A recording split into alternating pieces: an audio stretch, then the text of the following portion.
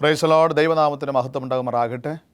വീണ്ടും ഈ നല്ല സമയത്ത് ദൈവകൃപയാൽ നിങ്ങളോടൊപ്പം ആയിരിക്കുവാൻ സ്വർഗത്തിലെ വലിയവനായ ദൈവം ഈ സമയം തന്നതിനെ ഓർത്ത് ഞാൻ എൻ്റെ ദൈവത്തെ സ്തുതിക്കുന്നു. കഴിഞ്ഞ ഓരോ സമയങ്ങളിൽ ദൈവത്തിൻ്റെ മാറ്റമില്ലാത്ത വൻ സ്നേഹവും കൃപകളും അനുഗ്രഹങ്ങളും ആയുസ് ബലവും നിങ്ങൾക്കും എനിക്കും തന്നതിനെ ഓർത്ത് ഞാൻ ദൈവത്തെ വീണ്ടും സ്തുതിക്കുന്നു. അല്പസമയം നമുക്ക് വീണ്ടും ദൈവസന്നിധിയിലായിരിക്കാം. കഴിഞ്ഞ സമയങ്ങളിൽ, കഴിഞ്ഞ നിമിഷങ്ങളിൽ, കഴിഞ്ഞ എപ്പിസോഡുകളിൽ നമ്മൾ ചിന്തിച്ചുകൊണ്ടിരുന്നത് അത് ലോകത്തെ കീഴ്മേൽ മറിച്ചതായ വീരനായ പൗലോസിൻ്റെ സുവിശേഷ വേലയെക്കുറിച്ചുള്ള ഭാഗങ്ങളാണ് നാം ഓരോരുത്തരും കണ്ടുകൊണ്ടിരുന്നതും കേട്ടുകൊണ്ടിരുന്നതും. ആകയാൽ ഇന്നും നമുക്ക് അല്പസമയം ചിന്തിക്കാം. ദൈവം നമ്മെ സഹായിക്കുമാറാകട്ടെ. ഇന്നത്തെ നമ്മുടെ ചിന്താവിഷയം അപ്പോസ്തലനായ പൗലോസ് അന്ത്യോക്യയിലേക്ക് തൻ്റെ സുവിശേഷ ദൗത്യമായി ഒരു വ്യക്തിയുടെ സഹായത്താൽ കടന്നു പോകുന്ന ഒരു രംഗത്തിലേക്കാണ് ഞങ്ങൾ കടന്നു പോകുന്നത്. ദയവായിട്ട് നിങ്ങൾ പ്രാർത്ഥിക്കുമല്ലോ. അത്ഭുതവാനായ ദൈവം നിങ്ങളെ തീർത്തും നിങ്ങളെ അനുഗ്രഹിക്കും. ദയവായിട്ട് നിങ്ങൾ ശ്രദ്ധയോടെ പ്രാർത്ഥനയോടുകൂടെ ആയിരിക്കുക. ദൈവം അനുഗ്രഹിക്കുമാറാകട്ടെ. കഴിഞ്ഞ സമയത്ത് നിങ്ങൾ ഒരുപക്ഷെ കേട്ട് കാണും. അപ്പോസ്തലനായ പൗലോസ് തൻ്റെ ജന്മനാട്ടിലേക്ക് പ്രശ്ന ദുരിതമായ അനുഭവങ്ങളിൽ നിന്ന് സ്തോത്രം പല പീഡനങ്ങളിലൂടെ അല്ലാതെ കടന്നു വന്നതിന് ശേഷം വീണ്ടും തൻ്റെ ഭവനത്തിലേക്ക്, തൻ്റെ സ്വന്തം നാട്ടിലേക്ക്, തർസൂസിലേക്ക് അദ്ദേഹം പോവുകയാണ്. അവിടെ വലിയ ഒരു സ്വീകരണം ലഭിക്കും എന്ന ഒരു ചിന്തയോടുകൂടെ ലഭിച്ച് ഇറങ്ങി തിരിച്ചതായ ശൗലിന് മടങ്ങിപ്പോകുന്നത് ഒരുപക്ഷെ നിരാശനായിട്ടാണ്. എന്തോ നിരാശ? തൻ്റെ മതക്കാരുടെ മുമ്പിൽ, തൻ്റെ ജാതികളുടെ മുമ്പിൽ ക്രിസ്ത്യാനികളെന്ന മാർക്കക്കാരെ പൂർണ്ണമായി തച്ചുടച്ച് വിജയത്തിലകവും അണിഞ്ഞ് തൻ്റെ സ്വന്തം നാട്ടിൽ ചെന്ന് കഴിഞ്ഞാൽ അവിടെയുള്ള മത നേതാക്കന്മാരുടെ മുമ്പിൽ ഒരു വലിയ സ്വീകരണവും വലിയ സ്ഥാനമാനങ്ങളും ലഭിക്കുമെന്ന് കണ്ടുകൊണ്ട് കടന്നുപോയതായ ശൗലിന് ലഭിച്ചത് ഒരുപക്ഷെ നിരാജനകമായ അനുഭവമായിരിക്കാം. എങ്കിലും മറ്റൊരു കാര്യം, അവസ്മരണീയമായ ഒരു തിരിച്ചുവരവ്, അത് ക്രിസ്തുവിൻ്റെ ഏറ്റവും നല്ല ഭടനായി, യേശുക്രിസ്തുവിൻ്റെ നല്ല ഒരു ശിഷ്യനായി, യേശുക്രിസ്തുവിൽ ഒരു സഹോദരനായിട്ട് അവിടെ കടന്നു പോവുകയാണ്. ചില നാളുകൾ അവിടെ ആയിരുന്നു. ന്യായപ്രമാണത്തിന് കീഴുള്ളവരെ നേടേണ്ടതിന് ന്യായപ്രമാണം ഇല്ല എങ്കിലും ന്യായപ്രമാണമുള്ളവർ നേടേണ്ടതിന് അപ്രകാരമായി തീർന്നു. യഹൂദനെ നേടേണ്ടതിന് തന്നെ യഹൂദനായി തീർന്നു. ഇങ്ങനെ ചില സംഭവങ്ങളിലൂടെ തന്ത്രപരമായി, ബുദ്ധിപരമായി സ്വന്തം നാട്ടിൽ ദൈവത്തിൻ്റെ സുവിശേഷത്തിൻ്റെ വിത്തുകൾ പാകുവാനിടയായി. അത് മുഖാന്തരം ഒത്തിരി ആളുകളെ രക്ഷയുടെ അനുഭവത്തിലേക്ക് കൊണ്ടുവരുവാൻ ഈ പ്രിയതമന് സ്തോത്രം ഒരു തടസ്സമായി നിന്നില്ല. അവിടെ ആയിരിക്കുന്ന സന്ദർഭത്തിൽ പ്രാർത്ഥനയോടെ ആയിരിക്കുമ്പോൾ, സമയമായിട്ടില്ല, സമയമാകും, ഞാൻ നിന്നെ പോകാൻ അനുവദിക്കും എന്ന പ്രാർത്ഥനകളും പ്രാർത്ഥനാ മന്ത്രങ്ങളുമായി തൻ്റെ പ്രിയ ശിഷ്യൻ തർസൂസിലാണ്. എന്നാൽ അവിടെ നിന്ന് അദ്ദേഹം അന്ത്യോക്യയിലേക്ക് വരുന്നതായ അടുത്ത ആ ഒരു സന്ദേശമാണ് ഞാൻ നിങ്ങളുമായിട്ട് പങ്കുവയ്ക്കാൻ തക്കണം പോകുന്നത്. നമുക്ക് വായിക്കാം. അപ്പോസ്തല പ്രവൃത്തിയുടെ പുസ്തകം 25-ാം വാക്യം, അതിൻ്റെ 11-ാം അധ്യായം 25-ാം വാക്യം നമ്മൾ വായിക്കുമ്പോൾ, അവൻ ശൗലിനെ തിരയുവാൻ തർസൂസിലേക്ക് പോയി അവനെ കണ്ടെത്തിയപ്പോൾ അന്ത്യോക്യയിലേക്ക് കൂട്ടിക്കൊണ്ടുവന്നു. ഞാൻ ഒന്നുകൂടെ വായിക്കുകയാണ്. അവനെന്ന് പറഞ്ഞു കഴിഞ്ഞാൽ ബർന്നബാസിനെയാണ് ഇവിടെ ഉദ്ദേശിക്കുന്നത്. ശൗലിനെ തിരയുവാൻ തർസൂസിലേക്ക് പോയി അവനെ കണ്ടെത്തിയപ്പോൾ അന്ത്യോക്യയിലേക്ക് കൂട്ടിക്കൊണ്ടുവന്നു. സ്തോത്രം. ദൈവം അനുഗ്രഹിക്കുമാറാകട്ടെ. തൻ്റെ പൂർവകാല സുഹൃത്തായ ബർന്നബാസ് തർസൂസിലേക്ക് പോകാനുള്ള കാരണം, ആദ്യം ഈ 11-ാം അധ്യായം അതിന് 21-ാം വാക്യം വായിക്കുമ്പോൾ, കർത്താവിൻ്റെ കൈ അവനോട് കൂടെ ഇരുന്നു, വലിയൊരു കൂട്ടം ആളുകൾ വിശ്വസിച്ചു കർത്താവിലേക്ക് തിരിഞ്ഞു. അതിൻ്റെ 22-ാം വാക്യം വായിക്കുമ്പോൾ, അവരെക്കുറിച്ചുള്ള ഈ വർത്തമാനം യെരുശലേമിലെ സഭയുടെ ചെവിയിൽ എത്തിയപ്പോൾ അവർ ബർന്നബാസിനെ അന്ത്യോക്യയോളം അയച്ചു. പ്രൈസ് ദി ലോർഡ്, സ്തോത്രം. അന്ത്യോക്യ പട്ടണത്തെക്കുറിച്ച് നാം ചിന്തിക്കുമ്പോൾ സുറിയയിലാണ് അന്ത്യോക്യ. യെരുശലേമിനും അന്ത്യോക്യയും തമ്മിൽ ഏകദേശം 500 മൈൽ ദൂരമുണ്ട്. റോമയും അലക്സാന്ദ്രിയയും കഴിഞ്ഞാൽ ലോകത്തിലെ വലിയ 3ാമത്തെ പട്ടണമാണ് അന്ത്യോക്യ. ഈ അന്ത്യോക്യയിൽ ദൈവവിശ്വാസികളായ മക്കൾ 1, 2, 3, 4 ഇങ്ങനെ എണ്ണത്തിൽ പെരുകി അവിടെ ഒരു ആരാധനയ്ക്കൊരു പദ്ധതി അവർ തയ്യാറാക്കി ദൈവനാമത്തിൽ ആരാധിക്കുകയും മാത്രമല്ല അവിടെ പറഞ്ഞിങ്ങനെയാണ്, അവരെക്കുറിച്ചുള്ളതായി ഈ വർത്തമാനം യെരുശലേമിലെത്തി ദൈവത്തെ ആരാധിക്കുന്ന സ്തുതിക്കുന്ന ഒരു വലിയ ആരാധന കൂട്ടം, ഒരു ദൈവവിശ്വാസികളുടെ കൂട്ടം അന്ത്യോക്യയിലുണ്ട് എന്ന വർത്തമാനം യെരുശലേമിലുള്ളതായ ശിഷ്യന്മാരുടെ ഇടയിൽ, അപ്പോസ്തലന്മാരുടെ ഇടയിൽ അറിയുവാനിടയായി. ആയതിനാൽ യെരുശലേമിലുള്ളതായ ശിഷ്യന്മാർ, അപ്പോസ്തലന്മാർ ബർന്നബാസിനെ അന്ത്യോക്യയിലേക്ക് അയക്കുകയാണ്. അയക്കാനുള്ള കാരണം അതിൻ്റെ 24-ാം വാക്യം വായിക്കുമ്പോൾ 11-ാമത്തെ 27-ാം വാക്യം വായിക്കും, അവൻ നല്ല മനുഷ്യനും പരിശുദ്ധാത്മാവിനാലും വിശ്വാസത്താലും നിറഞ്ഞവനുമായിരുന്നു, വളരെ പുരുഷാരം കർത്താവിനോട് ചേർന്നു. സ്തോത്രം. പരിശുദ്ധാത്മാവ് നിറവുള്ളവനും ആത്മാർത്ഥതയുള്ളവനും ദൈവത്തിൻ്റെ വിളി സ്വീകരിച്ചവനും ഒരു വേർപാട് അനുഷ്ഠിച്ചവനുമായ ബർന്നബാസ് അന്ത്യോക്യയിലേക്ക് യെരുശലേം സഭ അയക്കുന്നു. കാരണം അവിടെ നടത്തിപ്പുകാരായിട്ട്, അവിടുത്തെ നിയന്ത്രിക്കുവാനായിട്ട്, പ്രബോധനം നൽകുവാനായിട്ട് അവിടെ ആരും തന്നെ ഇല്ല. ചില ആളുകൾ വന്നുകൂടി അവിടെ പരിശുദ്ധാത്മാവിനുള്ളതായ ആരാധന, ദൈവകൽപ്പനയും യേശുവിനുള്ള വിശ്വാസമടങ്ങുന്ന ദൈവിക ആരാധന അന്ത്യോക്യയിൽ തുടർന്നുകൊണ്ടേയിരിക്കുകയാണ്. ഈ വാർത്ത യെരുശലേമിലുള്ളതായ വിശ്വാസികളും സഭാശ്രേഷ്ഠന്മാരും അറിഞ്ഞു കഴിഞ്ഞപ്പോൾ ബർന്നബാസിനെ അവിടേക്ക് അയക്കുകയാണ്. അവനവിടെ വന്നു കഴിഞ്ഞപ്പോൾ ഈ വർത്തമാനം യെരുശലേം സഭയുടെ എത്തിയപ്പോൾ അവർ ബർന്നബാസിനെ അന്ത്യോക്യയോളം അയച്ചു. അവിടെ ചില നാളുകൾ ബർന്നബാസ് അവരോടൊപ്പം ആയിരുന്നു. ദൈവത്തിൻ്റെ അതിശക്തമായ വചനങ്ങൾ അവർക്ക് നൽകുകയും കർത്താവായ യേശു ക്രിസ്തുവിൽ ഉറച്ചു നിൽക്കുകയും അതേ ദൈവകൽപ്പന ഏത് പീഡനങ്ങൾ വന്നാലും വിട്ടു മാറുകയും അരുത്, പ്രശ്നങ്ങൾ, ദുരിതങ്ങൾ, ആക്രമണങ്ങൾ എന്തു വന്നിരുന്നാലും വിശ്വാസത്തിൽ നിങ്ങൾ ഉറച്ചു നിൽക്കണം എന്ന് ബർന്നബാസ് അന്ത്യോക്യയിലുള്ള സഭ വിശ്വാസികളെ പ്രബോധിപ്പിച്ചു.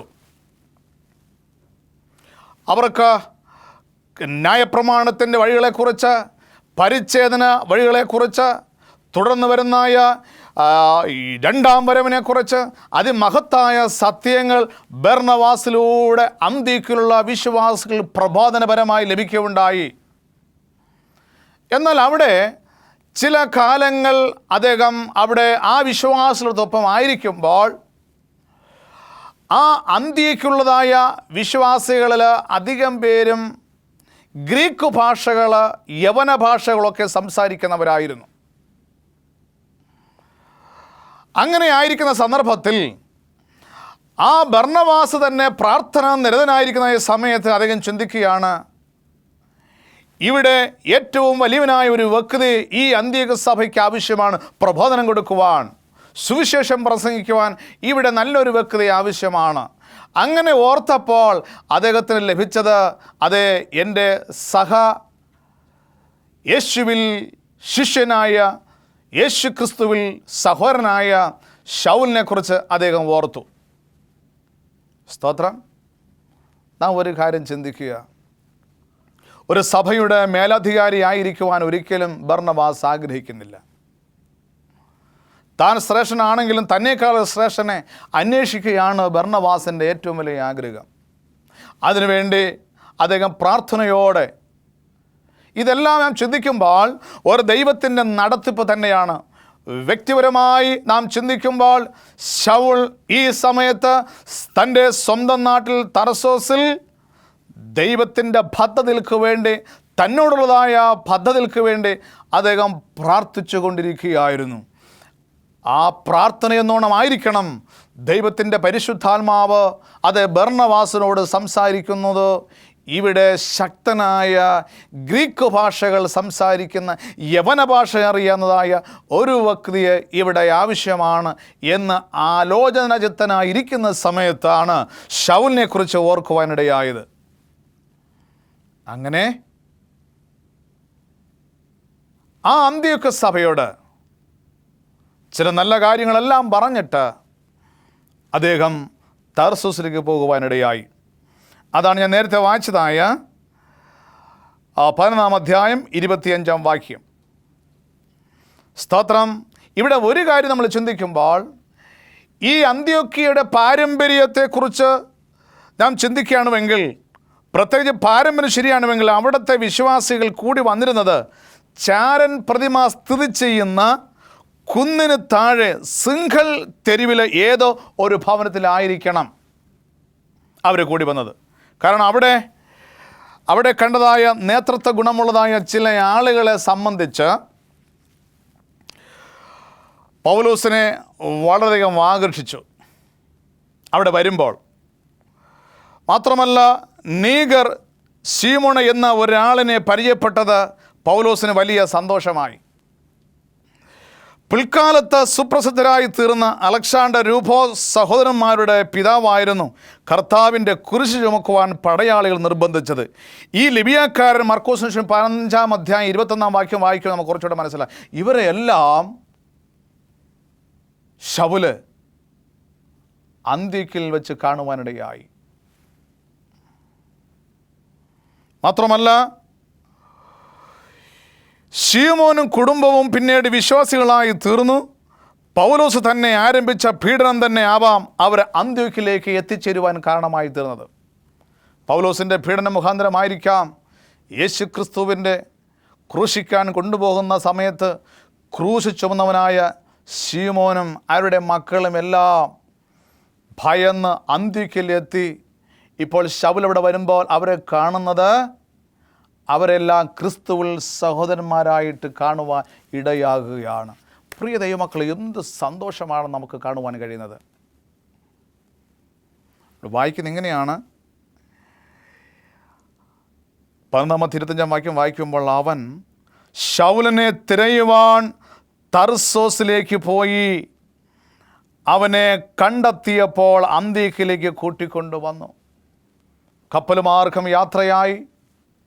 ആ കപ്പലിലൂടെ യാത്ര പല ചിന്തകളും പല ദൈവമായിട്ടുള്ളതായ ധ്യാനത്തിലുമായിരുന്നു ബർന്നബാസ്. വർഷങ്ങൾക്ക് മുമ്പ് മാതകറാണിയായ ക്ലിയോപാട്ര വന്നിറങ്ങിയ അതേ തുറമുഖത്ത് ദൈവത്തിൻ്റെ ശിഷ്യനായ ബർന്നബാസും അവിടെ വന്നിറങ്ങുകയാണ്. ആരെ തേടി? ശൗലിനെ തേടി. പ്രിയ ദൈവത്തിൻ്റെ പൈതലേ, ഒരു ദൈവത്തിൻ്റെ പൈതൽ എവിടെ ആയിരുന്നാലും, ഏത് സ്ഥാനത്തായിരുന്നാലും, ദൈവത്തിൻ്റെ പദ്ധതികളുമായിട്ട് തേടിയെത്തുന്ന ഒരു സുപ്രധാന ദിവസമുണ്ട്. ആ ദിവസം വരെ സ്തോത്രം ശക്തമായി നാം കാത്തിരിക്കുക തന്നെ ചെയ്യണം. അതിനുവേണ്ടി പ്രാർത്ഥനയുടെ ആയിരിക്കണം. ഒരുപക്ഷെ ഈ ശബ്ദം ശ്രമിച്ചുകൊണ്ടിരിക്കുന്ന ദൈവമക്കളെ, നാളിതുവരെ നിങ്ങളുടേതായ ജീവിതത്തിൽ ചില കാര്യങ്ങൾ തടസ്സമായിരിക്കുന്നതായിരിക്കാം. ചില അത്ഭുതമായ കാര്യങ്ങൾ നടക്കുവാൻ കഴിയാതെ നിങ്ങളിൽ പലരും നിരാശരായിരിക്കാം. തടസ്സങ്ങൾ ഒരു വിധത്തിലും മാറിക്കിട്ടുന്നില്ല. കടഭാരങ്ങൾ ഒരിക്കലും മാറിക്കിട്ടുന്നില്ല. രോഗം ഒരിക്കലും മാറിക്കിട്ടുന്നില്ല. ആളുകളുടെ പരിഹാസങ്ങൾ, ശത്രുവിൻ്റെ നിന്ദതകൾ, ഇങ്ങനെ ഓരോ ദിവസം ജീവിതത്തിന് ഭാരമായി മാറിക്കൊണ്ടിരിക്കുമ്പോൾ സകല ഭാരവും എൻ്റെ മേലിട്ടുകൊള്ളുവീൻ എന്ന് അരുളി ചെയ്ത അരുമനാഥൻ്റെ കൃപയാൽ സ്തോത്രം നമ്മെ ചേർത്തുകൊള്ളുവാൻ ദൈവം തമ്പുരാൻ വലിയവനാണ്. ആകയാൽ എന്നെ കേൾക്കുന്ന ദൈവത്തിൻ്റെ പൈതലേ, ശൗലിനെ തേടിയുള്ള യാത്രയിൽ ഭർന്നബാസ് ശൗലിനെ കണ്ട് യാതൊരു മടിയും കൂടാതെ അത് ഞാൻ വരാം എന്ന് പറഞ്ഞുകൊണ്ട് ശൗല് ഹസ്തദാനം കൊടുത്തു. ഭർന്നബാസിനോടൊപ്പം അദ്ദേഹം യെരുശലേമിലേക്ക് വരികയാണ്. വീണ്ടും തൻ്റെ രണ്ടാമത്തെ ആ യാത്ര തികച്ചും ആശ്ചര്യകരമായി എന്ന് തോന്നുകയല്ല, അത്ഭുതം തന്നെയാണ്. വീണ്ടും യെരുശലേമിലേക്ക് വരുവാനുള്ളതായ ആ ഒരു നിമിത്തം അരമനാഥനായ യേശുവിൽ കൂടി എനിക്ക് ലഭിച്ചല്ലോ എന്ന് കണ്ടുകൊണ്ട് ആ യാത്ര വാസ്തവത്തിൽ ഇനിയുള്ള യാത്ര മുഴുവനും ഒരു ക്രൂസൈഡിൻ്റെ യാത്ര തന്നെയാണ്. ഇനി മുന്നിലോട്ട് മാത്രമുള്ള ലക്ഷ്യം, ഇനി പിന്നിലോട്ട് നോക്കുന്ന യാതൊരു വിഷയമേയുമില്ല. തന്നോടൊപ്പം യാത്ര ചെയ്യുന്ന ആ ദൈവത്തിൻ്റെ പരിശുദ്ധാത്മാവിനെ, കർത്താവിനെ മനസ്സിൽ ധ്യാനിച്ചുകൊണ്ട് അത് അന്ത്യോക്യയിലേക്ക് യാത്രയാണ്. സ്തോത്രം. പൗലോസ് അന്ത്യോക്യയിലെത്തിയപ്പോൾ ഗ്രഹിക്കാനിടയായ ഒരു കാര്യം നാം മനസ്സിലാക്കേണ്ടത്, ഈ മാർഗക്കാർക്ക് അഥവാ ക്രിസ്തീയ ശിഷ്യന്മാർക്ക് നിന്ദാസൂചകമായിട്ടാണെങ്കിലും വളരെ അനുയോജ്യമായ ഒരു പേര് ആ സ്ഥലത്തുകാരിട്ടു. ഇവിടെ 26-ാം വാക്യം വായിക്കുമ്പോൾ, അവർ ഒരു സംവത്സരം മുഴുവനും സഭായോഗങ്ങളിൽ കൂടുകയും യഹൂദജനത്തെ ഉപദേശിക്കുകയും ചെയ്തു.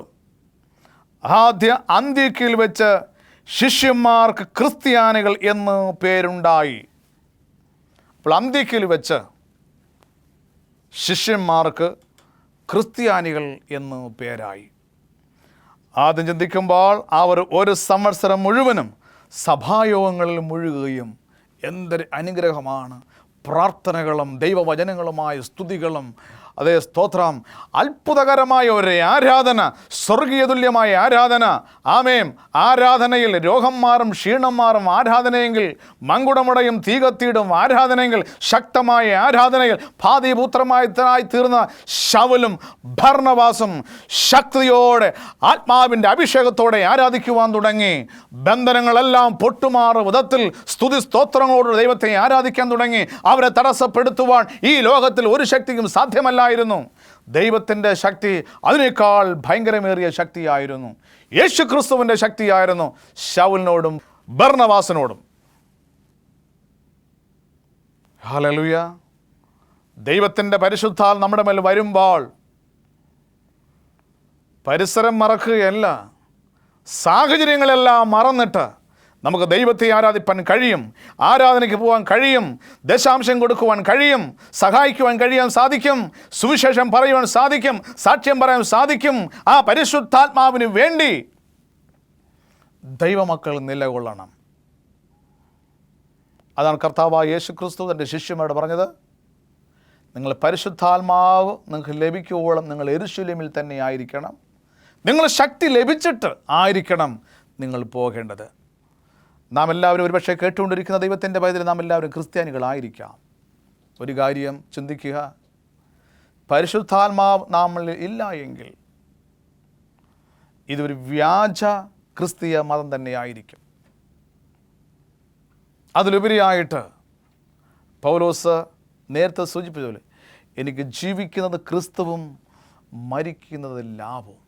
2 കൊരിന്ത്യർ 2-ാം അധ്യായം 2-ാം വാക്യം നമ്മൾ വായിക്കുമ്പോൾ, കർത്താവായ യേശുവിനെ അല്ലാതെ മറ്റൊന്നും അറിയാത്തവനായി നിങ്ങളോടൊപ്പം ആയിരിക്കണമെന്ന് ഞാൻ ആഗ്രഹിക്കുകയാണ്. ക്രിസ്തുവിനെ അല്ലാതെ മറ്റൊന്നും അറിയാത്തവനായി ഒരു ദൈവ പൈതലിൻ്റെ ഏറ്റവും വലുതായ ആ സ്തുതി എന്ന് പറയുന്നത് യേശു ക്രിസ്തുവിനെ അറിയുക. അത് തന്നെയാണ് പൗലോസിൻ്റെ സുവിശേഷവും. യേശുവിനെ അറിയുക എന്നുള്ളത് തന്നെയാണ് സുവിശേഷം. പ്രിയ ദൈവത്തിൽ പൈതലെ, വിടുവിക്കുന്ന സഹായിക്കുന്ന ഒരു കർത്താവ് നമ്മുടെ ജീവിതത്തിലുണ്ടുവെങ്കിൽ എവിടെയാണ് നമുക്ക് മാർഗതടസ്സം? അതെല്ലാം നമുക്ക് വേണ്ടി സ്വതവേ തുറന്നുകൊണ്ട് മാർഗം ഒരുക്കുന്ന ഒരു വലിയ ദൈവശക്തിയുണ്ട്. ആ ദൈവശക്തിയിൽ തടസ്സപ്പെടുത്തുവാൻ മറ്റൊരിക്കൽ ശക്തിക്കും സാധ്യമല്ല. എന്നെ ശക്തനാക്കുന്നതിന് മുഖാന്തരം ഞാൻ സകലത്തിനും മതിയായവൻ എന്ന് വരേണ്ടതിന്. ഹല്ലേലൂയ. വീണ്ടും നാം ചിന്തിക്കുമ്പോൾ അപ്പോസ്തല പ്രവൃത്തികൾ 11-ാം അധ്യായം 26-ാം വാക്യമാണ് നമ്മൾ വായിച്ചത്. അങ്ങനെ ആദ്യമായി അന്ത്യോക്യയിൽ വച്ച് വിശ്വാസികൾക്ക്, ശിഷ്യന്മാർക്ക് ക്രിസ്ത്യാനികൾ എന്ന് പേരുണ്ടായി. അന്ത്യോക്യയിലുള്ളതായ ആളുകൾ ഒരു പ്രത്യേക തരക്കാരായിരുന്നു. കാരണം പരിഹാസ ഫലിതങ്ങൾക്ക് പ്രസിദ്ധരായിരുന്നു അന്ത്യോക്യയിലുള്ള ആളുകൾ. ഇവിടെ ക്രിസ്ത്യാനി എന്ന പേര് നൽകിയതും അവർ തന്നെയാണ്. ഇവിടെ നാം വായിച്ച് ചിന്തിക്കുമ്പോൾ, ചരിത്രങ്ങളെ ചിന്തിക്കുമ്പോൾ, ക്രിസ്ത്യാസ് എന്ന വാക്ക് ഗ്രീക്ക് പദവും യാനി എന്നുള്ളത് ഈ ലാറ്റിൻ ഭാഷയുമാണ്. അങ്ങനെ ഗ്രീക്ക് ഭാഷയും ലാറ്റിൻ ഭാഷയോടും ചേർന്നാണ് ക്രിസ്ത്യാനി എന്ന പേര് വരുവാൻ കാരണം. ഇതൊരു പരിഹാസ പേര് തന്നെയാണ് അന്ന് അന്ത്യോക്യയിലുള്ളവർ ശിഷ്യന്മാർക്കിട്ടത്. അതിനു മുന്നേ അവർക്ക് ഏതോ മാർഗ്ഗക്കാർ എന്നുള്ളതല്ലാതെ മറ്റൊരു പേരും തൻ്റെ ശിഷ്യന്മാർക്കില്ലായിരുന്നു. എന്നാൽ അന്ത്യോക്യയിലുള്ളതായ ഈ പരിഹാസ ഫലിതത്തിന് പ്രസിദ്ധരായ അന്ത്യോക്യയിലുള്ള ആളുകൾ ഈ മാർഗ്ഗക്കാർക്ക് ഒരു പരിഹാസ പേര് അന്നിട്ടത് ക്രിസ്ത്യാനി എന്ന വാക്ക്. പക്ഷേ അത് ഭാവിയിൽ ഒരനുഗ്രഹമായി ദൈവമക്കൾക്ക് ഫലിക്കുവാനിടയായി തീർന്നു കഴിഞ്ഞു. സ്തോത്രം. പ്രിയ ദൈവമക്കളെ, നമ്മുടെ ജീവിതത്തിൽ ലഭിക്കുന്ന പരിഹാസങ്ങളും നിന്ദകളും ഒരു കാലത്ത് അനുഗ്രഹങ്ങളായി തീരുക തന്നെ ചെയ്യും. നമ്മുടെ മുന്നിലേക്ക് എറിയുന്ന ഓരോ കല്ലുകളും അനുഗ്രഹത്തിൻ്റെ പടിക്കെട്ടുകളായി കെട്ടിപ്പടുക്കുമ്പോൾ അത് ഉന്നതങ്ങളിലേക്ക് കയറുവാനുള്ളതായ ഒരു ഗോവണിയായി മാറുക തന്നെ ചെയ്യും. ആ പടിക്കെട്ട് ദൈവമാണ് നമുക്ക് വേണ്ടി പണിത് തരുന്നത്. ഈ സുപ്രധാന നിമിഷത്തിൽ സ്വർഗത്തിലെ വലിയവനായ ദൈവം ശൗലിന് നീതി കാട്ടി അനുഗ്രഹിച്ചു, വെളിപാടുകളുടെ കൊടുത്തു, പരിശുദ്ധാത്മാവിന് ശക്തി കൊടുത്തു. പൂർവാധികം ശക്തിയോടെ മതിൽ കോട്ടകളിലേക്കും എല്ലാ അന്ധകാര ശക്തികളുടെ എല്ലാ കവാടങ്ങളെയും പൊളിച്ചു മാറ്റി സധൈര്യം ഇറങ്ങി ചെല്ലുവാൻ ഇന്നതേ മുന്നോട്ട് യാത്ര പോവുകയാണ്. പ്രിയ ദൈവമക്കളെ, വരുന്ന ഓരോ പ്രസംഗങ്ങളിലും ഈ ദൂതുകളിലും നിങ്ങൾ സശ്രദ്ധം വീക്ഷിച്ചു കഴിഞ്ഞാൽ പൗലോസിൻ്റെ ജീവിതയാത്രയിൽ സംഭവിച്ചതായ അവിസ്മരണീയമായ ചില സംഭവങ്ങൾ നിങ്ങൾ കാണുകയും കേൾക്കാൻ പോവുകയാണ്. അങ്ങനെ ഈ 26 വാക്യം വായിക്കുമ്പോൾ, അവർ ഒരു സംവത്സരം മുഴുവനും സഭായോഗങ്ങളിൽ കൂടുകയും ബഹുജനത്തെ ഉപദേശിക്കുകയും ചെയ്തു. ആദ്യം അന്ത്യോക്യയിൽ വെച്ച് ശിഷ്യന്മാർക്ക്